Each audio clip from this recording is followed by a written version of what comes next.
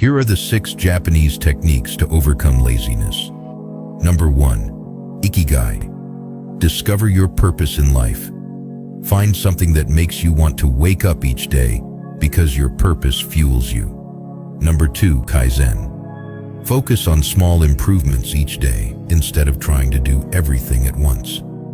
Number 3. The Pomodoro Technique. Work for 25 minutes without distractions. Take a break for 5 minutes and then repeat. It's a great way to get more done in less time. Number 4. Hara Hachibu. Don't stuff yourself with food. When you're 80% full, stop eating. This will increase your energy. Number 5. Shoshin. Approach every task like a beginner, with the same curiosity as if you were doing it for the first time. Number 6. Wabi-sabi. Embrace imperfection instead of stressing over every little detail.